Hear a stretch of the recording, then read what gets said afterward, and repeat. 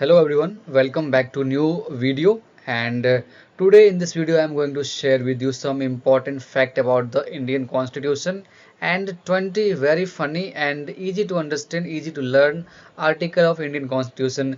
This video is really very beneficial for the aspirant who are preparing for UPSC, SSC, bank, railway or other government competitive examination, or simply you are a individual, you are people of our country, then also this video is important for you because we should know our constitution, because the geography, the boundary, the map on which we are living in India is functioning based on only one thing, that is Indian Constitution. There is no any power bigger than Indian Constitution. So let us begin our journey.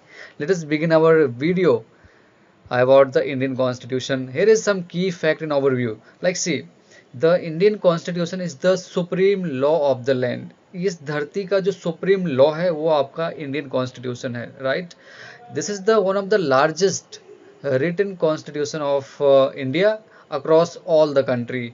दुनिया में आप कहीं भी जाओगे, किसी भी देश का संविधान देखोगे ना, तो भारत के संविधान से न माप लेना, सबसे बड़ा है भारत का लिखित संविधान, हाथ से लिखे. कॉन्स्टिट्यूएंट असेंबली के बहुत सारे लोग including Bhimrao Ambedkar, Jawaharlal Nehru, Rajendra Prasad and many more people of India drafted under the leadership of Dr. B.R. Ambedkar. It lays down foundation of India's democratic republic and guides every law enacted in the country.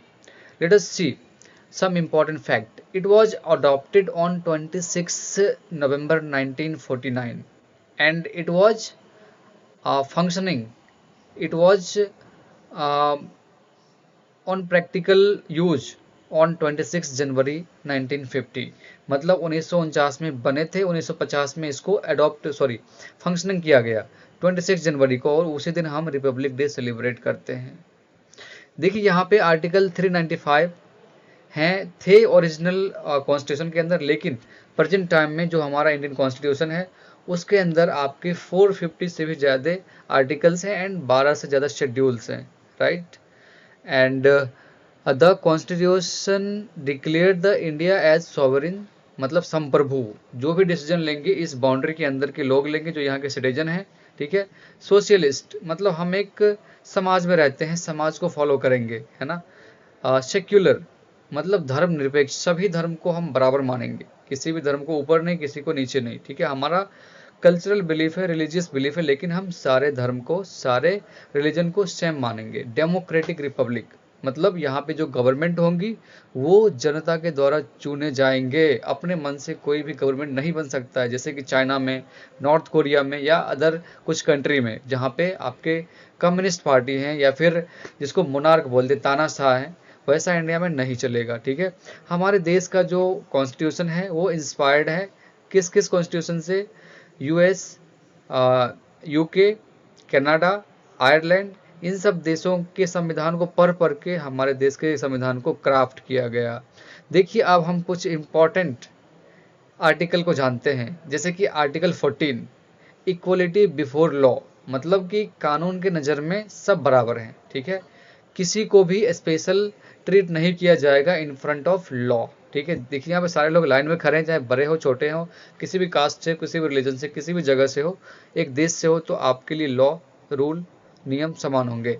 Article 15 there will be no discrimination based on religion, caste, sex and place of birth. आप कहाँ पैदा हुए हो, आपके क्या cast हैं, क्या religion है ना, क्या सेक्स है, क्या रेस है, किस कलर के हो, कोई फर्क नहीं पड़ता. संविधान के नज़र में, कानून के नज़र में आप समान हो. आप जो रूल बड़े लोग के लिए लागू है वो छोटे लोग के लिए भी लागू होंगे. बड़े और छोटे का कोई भी डिफरेंस नहीं किया जाएगा. आर्टिकल 19 फ्रीडम ऑफ स्पीच, ये गारंटी करती है कि आपके अंदर जो भी चीज़ें हैं आप उसको फ्रीली एक्सप्रेस कर सकते हैं, है ना.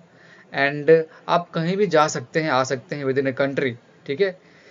आर्टिकल 21 क्या कहता है? Right to life, no person shall be deprived of life और पर्सनल लिबर्टी, मतलब आपको जो करना है करिए, जिस प्रकार से रहना है रहिए, कोई दिक्कत की बात नहीं होनी चाहिए. Let us talk about article 17 जो कि कहता है एबोलिशन ऑफ अनटचेबिलिटी, मतलब आपके कास्ट के बेसिस पे, कलर के बेसिस पे, सेक्स के बेसिस पे आपको छुआछूत नहीं किया जाएगा। ये नहीं कि भाई ये इस बर्तन को छू लिया, इस बर्तन में बड़े लोग नहीं, ब्राह्मण लोग नहीं खाएंगे। ये सब वो पहले होता था पुरातन समय में, एंशियंट टाइम में होते थे, but at present these all things have been abolished, right? Article 18 tells about the abolition of title.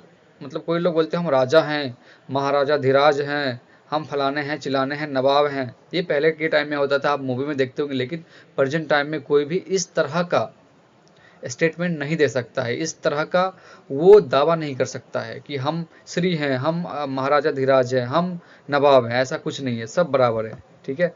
Article 20 protection of criminal cases. मतलब कि कोई भी पर्सन है जिसने एक क्राइम किया है और दूसरा क्राइम भी कर दिया है, तो उसको जो पनिशमेंट मिलेगी दोनों में से किसी एक क्राइम के लिए ही मिलेगी। जैसे मान लीजिए कि किसी ने चोरी डकैती कर लिया है, उसके बेसिस पे अगर उसको जेल हुआ है या उसको कोई फाइन देना है, तो सेम पर्सन अगर किसी से मारपीट करके आया है तो उस टाइम पे उन्हें पनिशमेंट नहीं मिलेंगी। जब वो पनिशमेंट ओवर हो जाएगा फिर दूसरा पनिशमेंट चालू होगा, ठीक है। आर्टिकल 21A ये कहती है कि जो भी चिल्ड्रन 6 एंड 14 ईयर्स के बीच में हैं उन्हें फ्री एजुकेशन दिए जाए, ठीक है। Beyond the quality and freedom the constitution provide specific protection that shaped modern India. This article एबोलिश्ड old age social justice and guarantee right in criminal education, right. आगे बढ़ते हैं। Directive principle and other important article. Directive principle क्या है? Directive principle of state policy, जो कि हमारे article के part 4 में है। वो ऐसे गाइडलाइन है जो कि गवर्नमेंट को आर्काइव करती है सोशल ऑर्डर के लिए। Though not enforceable to in court, they are fundamental to governments. ये कोर्ट के द्वारा एनफोर्सेबल नहीं है, लेकिन ये हमारा आधारभूत ड्यूटी होनी चाहिए, बट ये गवर्नेंस के लिए जरूरी है। जैसे आर्टिकल 38 की बात करते हैं, सोशल एंड इकोनॉमिक इक्वलिटी। मतलब समाज में एंड इकोनॉमिक रूप से सबको बराबर करने के लिए गवर्नमेंट को प्रयास करना चाहिए। The state shall promote the welfare of people by securing a social order with justice. Article 39 equal pay for equal work. अगर आप जितना काम करते हैं आपको उतना पैसा मिलना चाहिए। अगर नहीं मिल रहा है तो आर्टिकल 39 का वायोलेशन है, आप कोर्ट में जा सकते हैं इस मुद्दे को लेके, ठीक है। ये नहीं कि आपको पूरा मजदूरी करा रहा है, पैसा दे रहा है 500, और कोई आदमी ऑफिस में बैठा है और बैठ के 2000 दिन के कमा रहे हैं, तो ये चीज़ गलत है। आर्टिकल 40 क्या कहती है? स्टेट को पंचायती राज सिस्टम बनानी होगी। जो भी मतलब लोकल लेवल पे गवर्नेंस होती है वो पंचायती राज के थ्रू होना चाहिए। मुखिया, सरपंच, वार्ड कमिश्नर, उनके बेसिस पे। आर्टिकल 44 क्या कहती है? Uniform civil code for civilian, ठीक है। हमारे देश के सभी नागरिक के लिए एक समान सिविल कोड लागू होना चाहिए।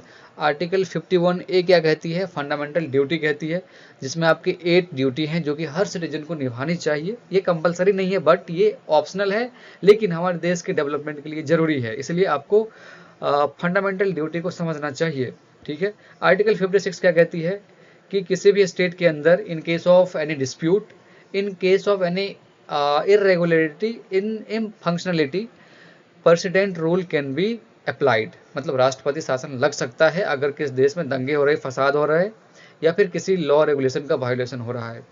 Article 72 gives president power to grant pardon. अगर किसी को मान लीजिए मौत की सजा हो रही है तो वो राष्ट्रपति से अपील कर सकता है कि हे राष्ट्रपति महोदय, मुझे बरी कर दीजिए, मैं जीना चाहता हूँ, मैं अपने लाइफ को जीना चाहता हूँ अच्छे से। तो राष्ट्रपति अगर चाहे तो उन्हें माफ़ कर सकती है, ठीक है। आगे बढ़ते हैं, 5 क्वेश्चन करेंगे, ठीक है। जिसमें से पहला क्वेश्चन है, who is father of Indian constitution? Very important person.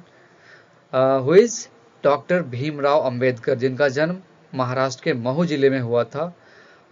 1890 I think 1892 में हुआ था, एंड 1956 में उनका देहांत हो गया था। बहुत पढ़े लिखे आदमी थे, 2-3 बार पीएचडी किए। ये पढ़ने में बहुत ही ज़्यादा अच्छे थे, माहर कास्ट से थे।